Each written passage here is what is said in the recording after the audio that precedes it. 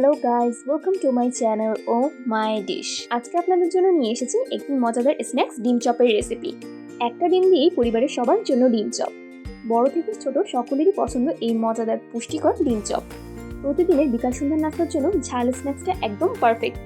আপনারা যারা এখনও আমার চ্যানেলটি সাবস্ক্রাইব করেননি তারা এক্ষুনি সাবস্ক্রাইব বাটনটা ক্লিক করে দিন, আর সম্পূর্ণ ভিডিওটি ভালো লেগে থাকলে অবশ্যই লাইক দিয়ে পাশে থাকবেন।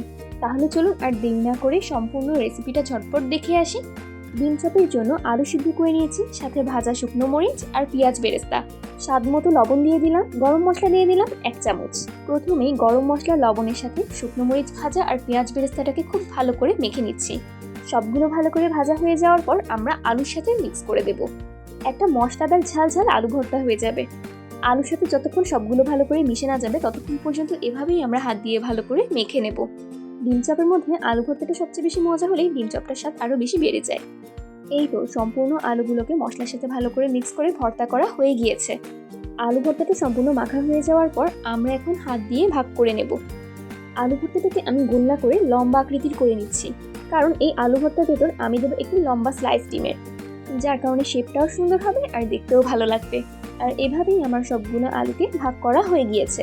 এবার আপনাদেরকে দেখাবো একটা ডিম দিয়ে পরিবারের সবার জন্য ডিম চপ কীভাবে বানাচ্ছি। প্রথমেই আমি একটা ডিম সিদ্ধ করে নিয়েছিলাম, এটাকে এখন হাফ করে কেটে নিচ্ছি ছুরির সাহায্যে।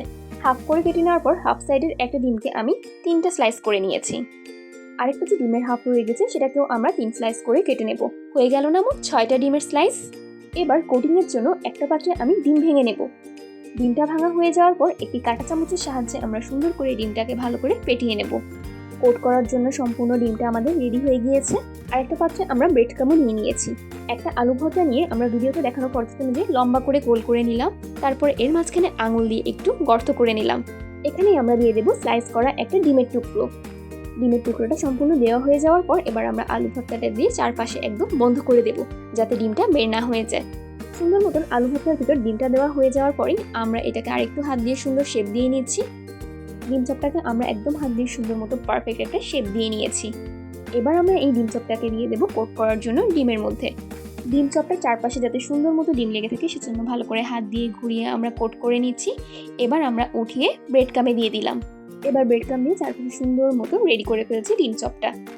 এতটুকু স্টেপ কমপ্লিট করা হয়ে যাওয়ার পরেই আপনারা এটাকে ফ্রোজেন খাবার হিসেবেও রেখে দিতে পারেন ফ্রিজে। আর বাসায় যদি হঠাৎ গেস্ট আসে বা নিজেদেরই যদি খাওয়ার ইচ্ছা হয়, ফ্রিজ থেকে বের করে 10-15 মিনিট রেখে দেওয়ার পরেই আমরা এই ডিম চপটাকে ফ্রাই করে ফেলতে পারবো। আপনাদের সবার সুবিধার জন্য আমি আরও একবার দেখিয়ে দিচ্ছি। প্রথমেই আলু ভর্তাটাকে আমরা লম্বা আকৃতির গোল করব, তারপরে আলু ভর্তাটার মাঝে একটা আঙুল দিয়ে গর্ত করে নেব, সেখানেই দিয়ে দেবো একটি ডিমের স্লাইস, আর তারপর আমরা আলু ভর্তাটার ভিতরেই ডিমটাকে একদম বন্ধ করে হাত দিয়ে আবার একটা পারফেক্ট শেপ নিয়ে নেব। এরপর ডিমের মধ্যে সুন্দর মতো আমরা ডুবিয়ে নেব, যাতে চারপাশে আলু ভর্তাটা লেগে থাকে, আর তারপরে ব্রেড ক্রাম্বে জড়িয়ে আমরা উঠিয়ে নেব। এই রেসিপিটা যেমন সুবিধা তেমন খেতেও খুব সুস্বাদের। বাইরে ক্রিস্পি আর ভেতরে নরম ও মজাদার ডিম চপ।